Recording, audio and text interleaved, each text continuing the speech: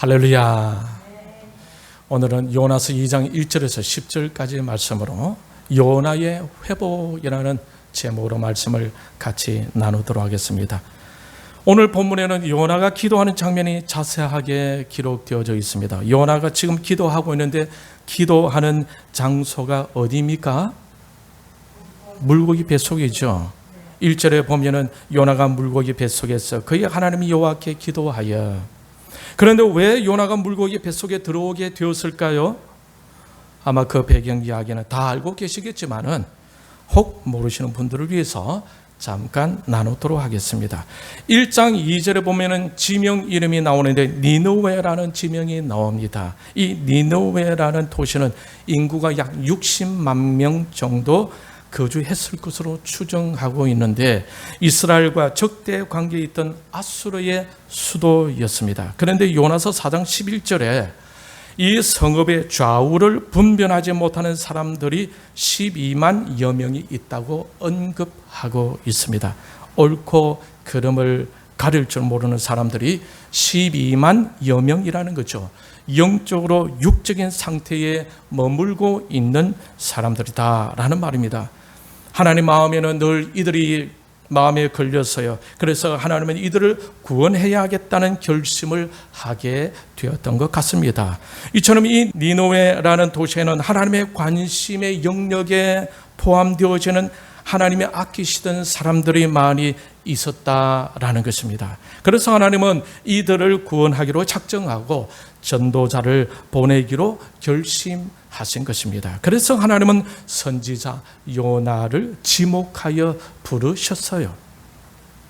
요나서 1장 1절에 보면은 여호와의 말씀이 아미떼의 아들 요나에게 임하니라 이르시되, 하나님께서 요나를 어떤 방법으로 부르셨습니까? 말씀으로 요나에게 임하셨죠. 하나님이 요나를 말씀으로 부르셨는데 저와 여러분을 부를 때는 어떤 방법으로 부르시겠습니까? 역시 하나님의 말씀으로 부르십니다. 하나님이 아브라함을 부르실 때도 어떻게 하셨습니까? 창세기 12장 1절에 여호와께서 아브라함에게 이르시되 너는 너의 고향 친척과 아버지의 집을 떠나 내가 네게 보여줄 땅으로 가라. 하나님께서 말씀으로 지시하고 명령하며 이끄셨어요. 그것처럼 하나님께서 요나에게도 말씀으로 임하신 것입니다. 그러니 하나님의 일을 하는 사람들의 공통된 특징은 무엇일까요? 말씀을 들을 줄 안다라는 것입니다. 말씀이 들리지 않는 사람은 그 말씀 속에서 잔잔하게 들려주시는 하나님의 그 진짜 세미한 음성, 그 하나님의 뜻을 분별하지 못합니다. 하나님이 순간순간 말씀 속에서 전하고자 하시는 하나님의 뜻을 이해할 수가 없어요. 왜 그렇습니까? 말씀이 들리질 않으니까. 그런데 요나는 적어도 어떤 사람이었습니까? 하나님의 말씀을 들을 수 있었던 사람이었어요. 여러분도 말씀이 들리는 사람인 줄 믿습니다. 이것이 하나님의 일꾼들에게 가장 기본적인 것입니다. 평상시에 하나님의 말씀을 들을 수 있을 때 하나님의 일이 진척되지 않겠습니까? 그런데 말씀을 들을 줄 알았던 요나에게 문제가 하나 있었어요. 말씀은 귀로 들을 수 있었으나 무엇이 문제였습니까? 그 하나님의 말씀을 받아들이지 못했다라는 것입니다. 하나님의 말씀을 받아들이지 못했다라는 것은 무슨 의미죠? 하나님의 말씀을 요나 자신의 기준으로 다 걸러내었다라는 뜻이 아니겠습니까? 그래서 하나님의 명령을 스스로 거절하고 있었다라는 거예요. 이 당시만 해도 요나는 자신의 생각이 옳고 하나님의 생각이 틀렸다고 생각했을 수도 있지 않겠습니까? 그래서 자기가 옳다고 생각되는 대로 움직여 갔다는 것입니다. 결과적으로 보게 되면 어떻습니까? 요나는 너무 섣불리 자신의 생각이 옳다고 결정해 버리고 만 거예요. 조금 더 기도하면서 조금 더 깊이 하나님께 나아갔더라면 하나님의 그 의도를 이해할 수도 있었지 않을까? 이거는 뭐 저의 인간적인 마음이겠지만 요나는 너무 빨리 결정해 버린 거예요. 이와 비슷한 사람이 성경에서 어떤 사람으로 예를 들 수가 있겠습니까? 이스라엘 왕 사울이지 않습니까? 사무엘이 사울의 잘못을 지적하는 구절이 나오는데 사무엘상 13장 13절입니다. 사무엘이 사울에게 이르되 왕이 망령되이 행하였도다. 왕이 왕의 하나님 여호와께서 왕에게 내리신 명령을 지키지 아니하였도다. 그리하였더라면 여호와께서 이스라엘 위에 왕의 나라를 영원히 세우셨을 것이거늘. 사무엘상 15장 23절에 이는 거역하는 것은 점치는 죄와 같고 완고한 것은 사신 우상에게 절하는 죄와 같음이라. 왕이 여호와의 말씀을 버렸으므로 여호와께서도 왕을 버려 왕이 되지 못하게 하셨나이다 하니. 사무엘상 15장 11절에 내가 사울을 왕으로 세운 것을 후회하노니 그가 돌이켜서 나를 따르지 아니하며 내 명령을 행하지 아니하였음이니라 하신지라. 이 사울 왕이 이랬었어요. 그는 신앙의 문제를, 이 사울 왕에게 신앙의 문제를 상담했을 때에 어떤 결과가 나오겠습니까? 아주 육신적인 얘기만 나올 수밖에 없겠죠. 그래서 평상시에 하나님 말씀을 잘 듣고 하나님 말씀 마음에 새길 줄 아는 이 경건의 훈련이 굉장히 필요하다라는 것입니다. 여러분, 이 말씀을 보면 하나님은 그때그때 사울 왕에게 말씀을 주셨던가 봅니다. 그런데 그때마다 하나님 말씀을 수용하지 않았다라는 것이죠. 평상시에 하나님은 말씀을 선지자 사무엘을 통하여서 사울에게 들려주셔서나 사울은 그 모든 말씀들을 자신의 생각과 자신의 판단으로 다 걸러내었다라는 것입니다. 그래서 세월이 지나도 그에게 변화가 일어나지 않았다라는 거예요. 결국 그는 어떻게 됩니까? 하나님의 진노를 받게 되지 않습니까? 그 가족이 망해버리고 맙니다. 이렇게 사울 왕의 하나님 명령을 지키지 못한 이유에 대해서 사무엘상 15장 24절은 이렇게 말씀하고 있어요. 사울이 사무엘에게 이르되 내가 범죄하였나이다. 내가 여호와의 명령과 당신의 말씀을 어긴 것은 내가 백성을 두려워하여 그들의 말을 청종하였음이니이다. 그러나 사울은 하나님이 세운 왕이었지만, 하나님이 일꾼으로 세웠지만은 사울은 하나님의 중심이 아니라 사람 중심이었다는 것입니다. 하나님을 두려워하는 것이 아니라 사람을 두려워하고 있었다라는 것이 아닙니까? 사무엘 선지자를 통해 하나님의 말씀을 들을 때에 자신에게 거북스럽게 느껴지는 것은 다 받아들이지 않고 있었다는 거예요. 선지자 사무엘을 통해 주신 말씀으로도 전혀 변화될 기미가 보이지 않았습니다. 사울은 이미 굳어져 버린 자신의 습관적인 잘못된 신앙심대로 그냥 그렇게 가고 있었던 것입니다. 이것은 무엇을 말하는 것입니까? 결국 사울은 하나님을 위한 일꾼이 아니라 이제는 자신을 위한 왕의 자리를 누리고 있었다라는 것이 아니겠습니까? 노동자들을 위해서 온전한 공산주의를 실현해 보겠다고 혁명을 일으킨 레닌과 스탈린이 자신을 우상화하는 독재 정치를 하는 것과 같은 현상입니다. 그러니 우상을 숭배하고 있다라는 거죠. 하나님 말씀으로 변화가 일어나지 않았습니다. 그저 자신의 설정한 목표를 향해 갈 뿐입니다. 그 설정한 목표는 자신의 욕구입니다. 자신의 욕망입니다. 자신의 비전이지 하나님의 비전이 아니에요. 하나님의 꿈이 아니에요. 하나님의 목적이 아니었습니다. 언제까지 그렇게 했습니까? 하나님께서 그 생명을 멈추게 하는 그날까지. 본문을 보게 되면 분명히 하나님께서 요나에게 1장 2절에 이렇게 명령하셨죠. 너는 일어나 저 큰 성읍 니느웨로 가서 그것을 향하여 외치라. 그 악독이 내 앞에 상달되었음이니라 하시니라. 여기서 니느웨를 향한 하나님의 무엇을 알 수가 있습니까? 사랑이죠.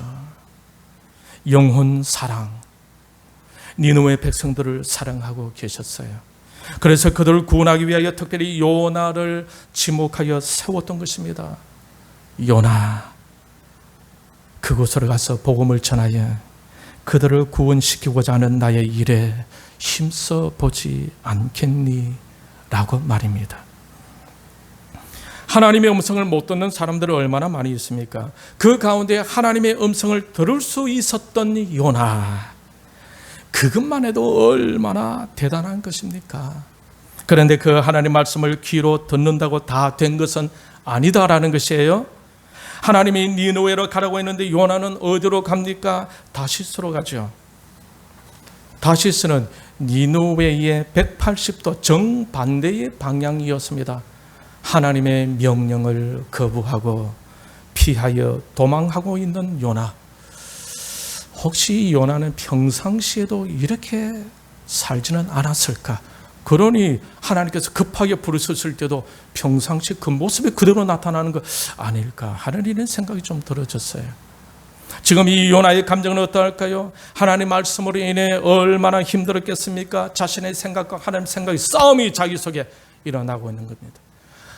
하나님의 생각과 자신의 생각과의 그 갈등이 지금 자신 안에 막 일어나고 있는 거예요. 얼마나 힘들었겠습니까? 하나님 말씀 때문에 힘들었다는 것은 믿는 자로서는 좀 어폐가 있는 말이지만 요나는 니느웨가 멸망해야 한다고 생각하고 있었는데 하나님께서는 그들을 구원해라고 하시니까 얼마나 화가 났을까요? 얼마나 속이 상했겠습니까?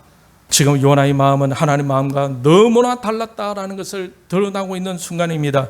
평소에는 하나님을 위한 선지자로 평이 나 있었을 텐데, 하나님을 위해서 세워진 일꾼이라고 평이 나 있었을 텐데, 나름대로 자부심도 가지고 있었을 텐데, 이번 이 일로 인해 요나의 마음 중심이 하나님이 중심이 아니었음이 천하에 드러나고 말았던 것입니다.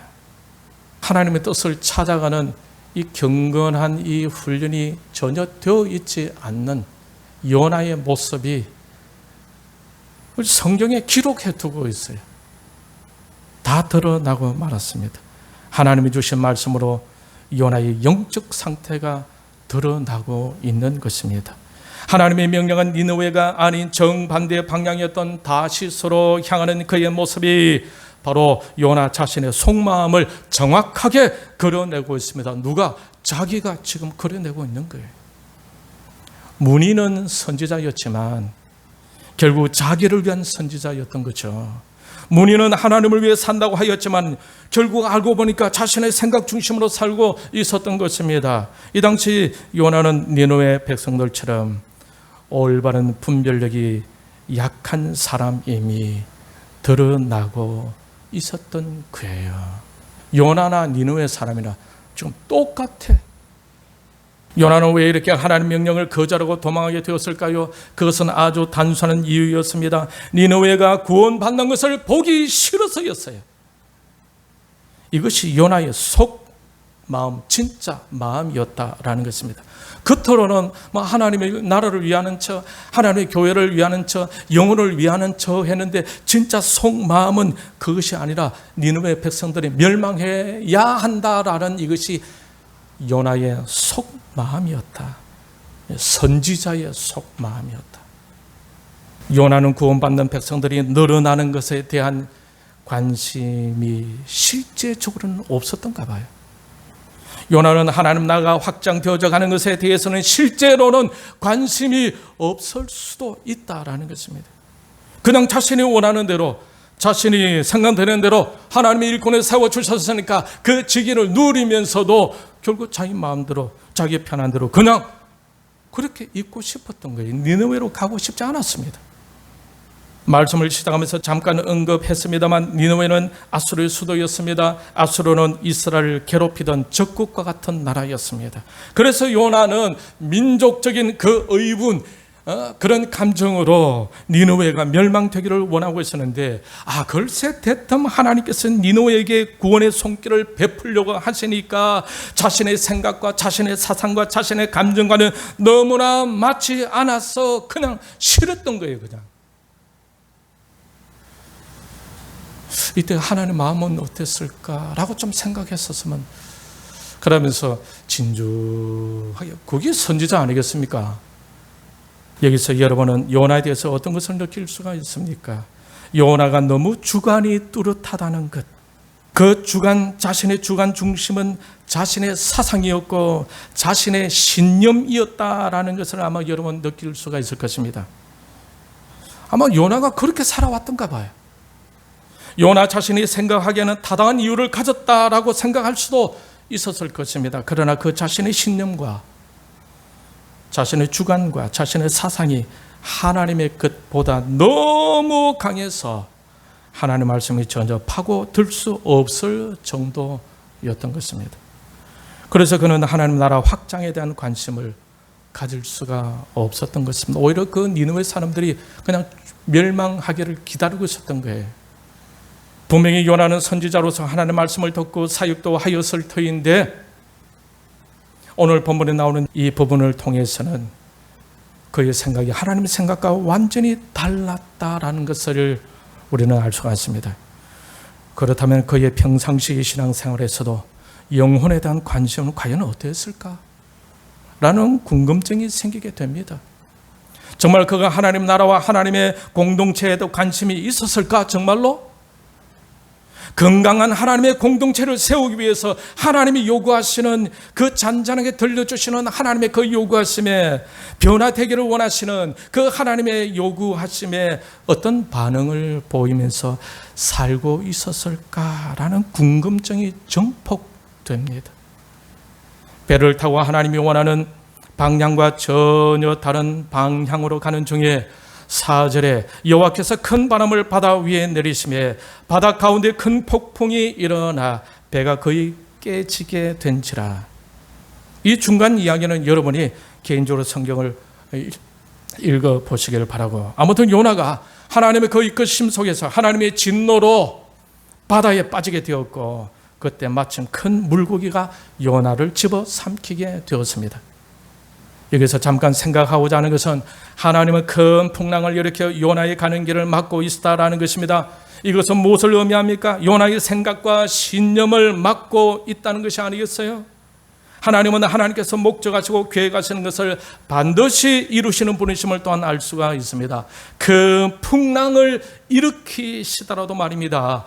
요나에게는 엄청난 위기였겠지만 그렇지만 합력하여 선을 이루어 가시는 분이십니다. 하나님은 요나를 끝까지 사용하고 싶어 하셨고 그만큼 하나님은 요나를 사랑하고 계셨다라는 것입니다.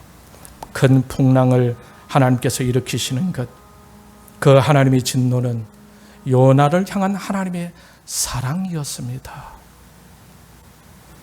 요나는 하나님의 음성으로 시작한 거대한 하나님의 큰 계획을 이해하지 못했습니다. 단순히 자신의 주관과 자신의 생각과 자신의 감정을 옳다고 단정하고 하나님의 명령을 거절하고 있었던 그예요. 과연 그가 정말 평상시에 하나님의 나라와 하나님의 공동체를 위해서 생각은 하고 있었을까라는 의문점을 던지지 않을 수가 없습니다. 이렇게 무책임한 요나의 모습을 볼 때에 여러분 이런 의문점이 생길 수도 있겠죠. 결국 하나님은 요나로 하여금 물고기 뱃속에서 3일간 머물게 하죠. 오늘 본문이 바로 그 뱃속에서의 일을 기록해 두고 있는 것입니다. 요나는 한마디로 물고기 뱃속에서 무엇을 했습니까? 기도했죠. 여러분, 하나님께서 허락하신 고난의 시간은 기도하게 하기 위한 시간임을 잊지 마시기를 바랍니다. 그나마 요나는 나중에 그것은 알았어요. 그래서 2장 1절에 보면은 요나가 물고기 뱃속에서 그의 하나님 여호와께 기도하여, 2절을 보십시오. 내가 받는 고난으로 말미암아 여호와께 불러하였더니 주께서 내게 대답하였고 내가 소울의 뱃속에서 부르짖었더니 주께서 내 음성을 들으셨나이다. 요나는 고난 속에서 물고기 뱃속에서 주님께 기도하기 시작합니다. 고통 속에서 주님께 부르짖기 시작합니다. 적어도 요나는 이런 영성의 소유자였습니다. 비록 자신의 생각이 강해서 하나님을 거절했을 정도의 그런 사람이었지만은 하나님은 그를 아주 쉽게 꺾어버리지 않습니까? 큰 폭풍을 통해서. 그런데 그 고난 속에서 자신의 생각을 적고 다시 하나님께로 향해 가고 있는 요나를 보십시오. 저와 여러분도 고난이 올 때에 그 고난이 왜 왔는지를 생각해야 합니다. 요나에게 임한 이 고난은 왜 왔습니까? 자기 생각이 너무 강해서, 자기 주관이 너무 뚜렷해서, 자기 고집이 너무 세서, 자기 감정을 위해 사니까 하나님의 생각이 들어갈 틈이 통 보이지 않았기 때문입니다. 이러한 모습은 오늘날 현대 사상의 한 부분입니다. 실존 철학의 한 부분이에요. 네 인생 네가 사는 거야. 하나님이라는 존재는 이 세상을 창조하실 때만 관여하셨지 그 이후로는 인간 스스로 힘으로 너 자신이 원하는 대로 사는 거야. 이것이 현대 사상, 현대 철학입니다.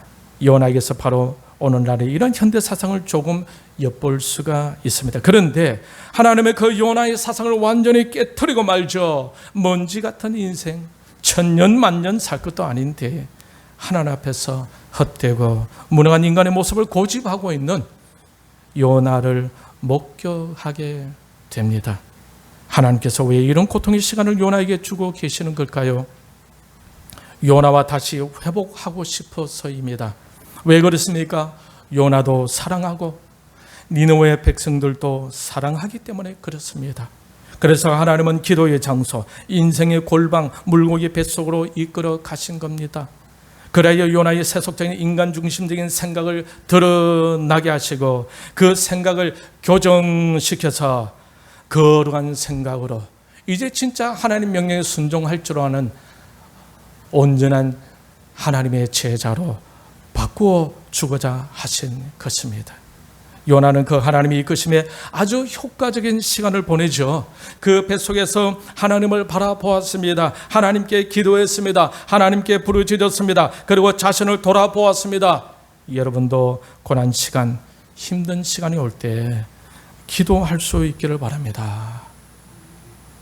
그 기도 속에서 하나님을 만나고 거룩한 생각을 가진 사람으로 변화되는 은혜를 누리면서 하나님께 쓰임을 받을 수 있는 사람들이 될 수 있기를 바랍니다. 요나가 하나님께 기도하자 하나님은 어떻게 하셨습니까? 그 부르짖음을 들어주셨고 응답해 주셨어요. 7절에 보면은 내 영혼이 내 속에서 피곤할 때에 내가 여호와를 생각했더니 내 기도가 주께 이르러 사오며 주의 성전에 미쳤나이다. 9절에서는 자신의 회개하고 또 용서해 주시는 하나님을 노래하고 있는 것을 또 볼 수가 있어요. 9절을 보면은 나는 감사하는 목소리로 주께 제사를 드리며 나의 서원을 주께 갚겠나이다. 구원은 여호와께 속하였나이다. 자신을 용서해 주시고 용납해 주시는 그 하나님에 대해 감사하면서 또 자신의 하나님께 서원하는 것을 갚겠다라고 이렇게 하고 있습니다. 이제 하나님께 헌신할 것을 다짐하고 있습니다. 주께 제사를 드리면 나의 서원을 주께 갚고 구원은 여호와께 속하였나이다. 그 전에는 니느웨에 대한 악감정으로 니느웨가 구원받는 것을 싫어하여 생각만 해도 몸서리 쳤는데 3일간의 기도 시간을 통해 자신의 생각, 자신의 신념, 자신의 감정을 다 내려놓고 구원은 오직 하나님의 영역임을 고백하고 자신의 모든 생각을 다 비우게 됩니다. 자신의 생각 속에 하나님의 생각을 가두어 두고자 했던 그가 회개의 시간을 통해 좁게 가두고 있던 자신의 생각을 하나님이 이끄심으로 그 폭이 넓어지고 있음을 볼 수가 있습니다.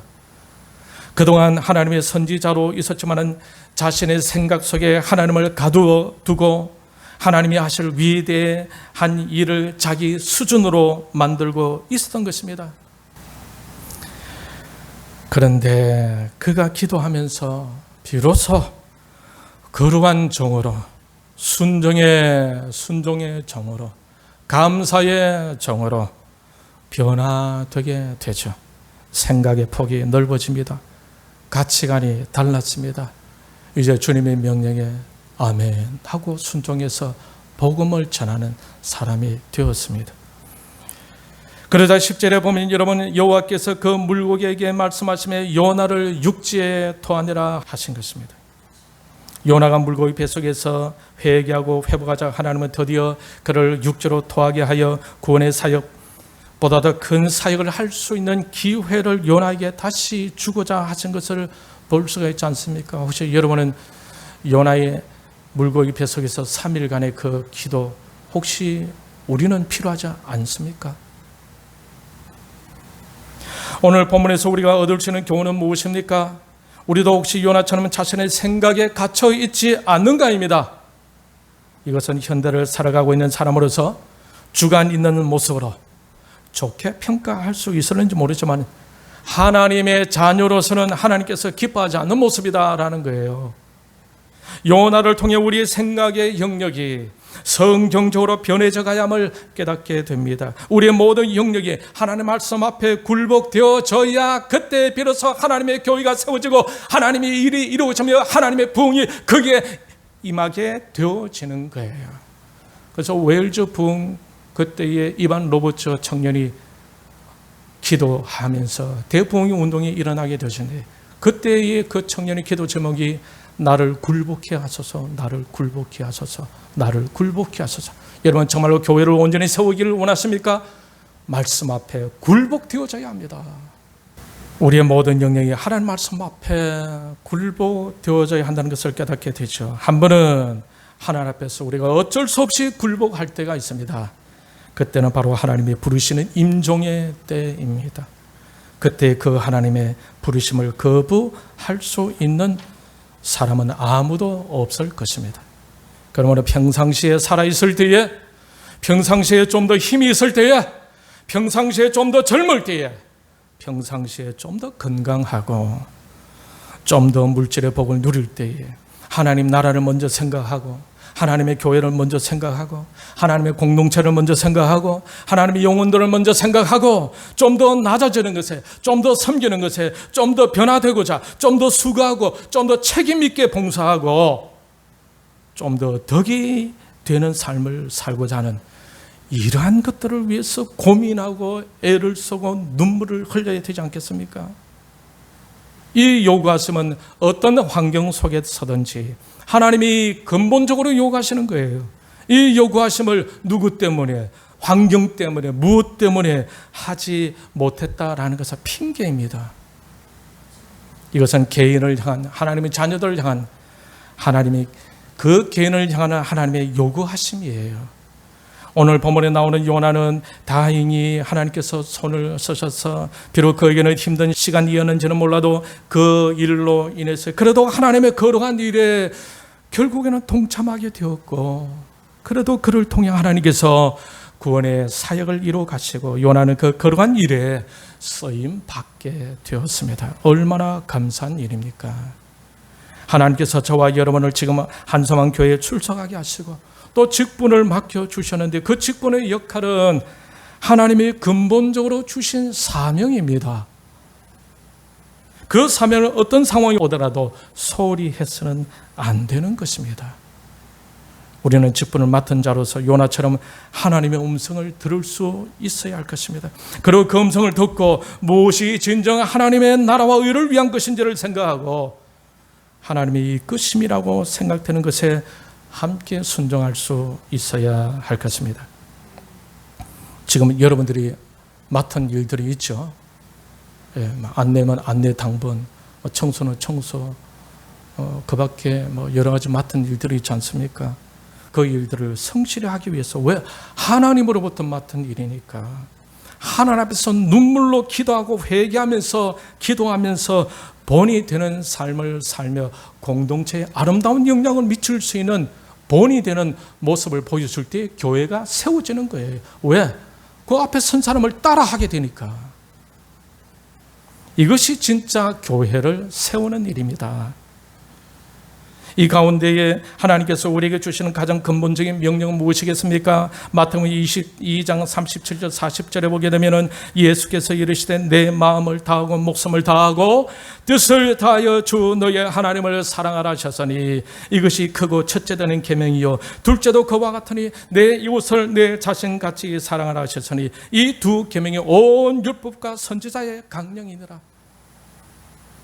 이 명령은 다른 어떤 명령보다 가장 근본적인 명령입니다. 이것에 대해서 여러분은 얼마나 관심 갖고 평상시에 이 말씀을 지키기 위해서 얼마나 기도하며 실천하려고 애를 쓰고 있습니까? 교회를 정말로 세우기를 원하신다면 여기에 진짜 관심 갖고 솔선수범하여 실천하며 기도해 나갈 때에 옆에 있는 영적으로 부족한 심령들이 도전을 받고 그들이 새 힘을 얻고 저렇게 해야 하구나 이것을 보여주는 거예요. 그러면서 교회가 세워져 가는 것입니다. 요나를 보면서 우리는 정말로 하나님을 사랑하고 있는가? 정말로 영혼을 사랑하고 있는가? 정말로 하나님의 말씀에 순종하려고 하는 것이 진짜 내 모습인가를 생각하고 돌아볼 수 있어야 할 것입니다. 우리 한소망교회의 미래를 위해서 우리가 관심 갖고 기도해야 할 것은 교회 건물이 아닙니다. 건물은 교회가 아닙니다. 건물은 예배당이에요. 건물은 교회가 아닙니다. 진짜 평상시에 우리가 관심 갖고 기도하고 실천하려고 애를 써야 할 것은 바로 마음을 다하고 목숨을 다하고 뜻을 다하여 주 너희 하나님을 사랑하는 것과 이웃을 자신같이 사랑하는 것입니다. 이것 때문에 고민하고 이것 때문에 울고 이것 때문에 잠 못 자고 이것 때문에 기도하면서 영적 싸움에 임해야 하는 것입니다. 마귀가 지금 교회들을 넘어뜨리려고 얼마나 지금 발버둥 치고 있는데,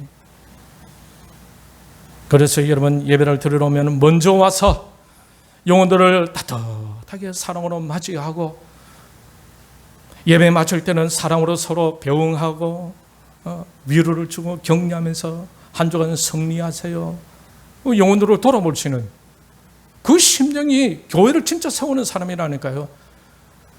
그것을 위해서 애를 쓰고 기도하고 울고 회개하고 이래 나가야 진짜 교회가 세워지는 것입니다. 이 부분에 여러분은 어느 정도 관심을 가지고 있었습니까? 이 부분 때문에 어느 정도 애를 쓰고 있습니까? 이것 때문에 화를 얼마나 좀 내고 있어요. 안 됐어. 그것이 안 됐어. 자신에게 화를 내는 거예요. 내가 왜 먼저 살아가지 못하나? 내가 왜 먼저 나다지지 못하나? 내가 왜 먼저 섬기지 못하나? 그것 때문에 자신을 향해서 화를 낼 수 있어야 그것이 온전히 교회가 세워지는 시작입니다. 시작 그게. 이것은 하나님께서 우리에게 주시는 근본적인 요구입니다. 누구 때문에 나는 안 해요. 그 핑계입니다. 하나님의 백성으로서는. 그럴 때 우리 한소망 교회가 소망이 있을 줄 믿습니다. 지금까지 교회에 관심 갖고 신경 써오신 여러분 때문에 우리 교회가 적어도 이 정도로 유지되고 있다는 그 진짜 하나님의 은혜예요. 그래서 먼저 하나님께 감사드리고 그리고 여러분들께도 감사드립니다. 물론 여러분은 하나님의 은혜에 보답하는 차원에서 할 일을 했을 뿐이다 라고 고백하면서 겸손히 자신을 내려놓으시려고 하겠지만은 목회자로서 여러분의 그 작은 수고에도 감사하지 않을 수가 없는 것입니다. 아무쪼록 오늘 본문의 요나를 통해 개인적으로 많은 교훈을 얻을 수 있기를 바랍니다. 평상시에 하나님의 말씀 잘 들을 수 있기를 바라요. 평상시에 그 하나님의 음성에 민감하게 감사하면서 순종하면서 변화되는 것을 즐거워하고 평상시에 하나님으로부터 신뢰받는 것에 성공하고 진짜 큰일이 생길 때 여러분의 평상시의 습관대로 하나님 뜻을 받들어 헌신 잘하고 본이 되면서 하나님의 교회와 나라를 더욱 효과적으로 세워가는데 쓰임을 받는 여러분들이 다 되시기를 주님의 이름으로 축원합니다.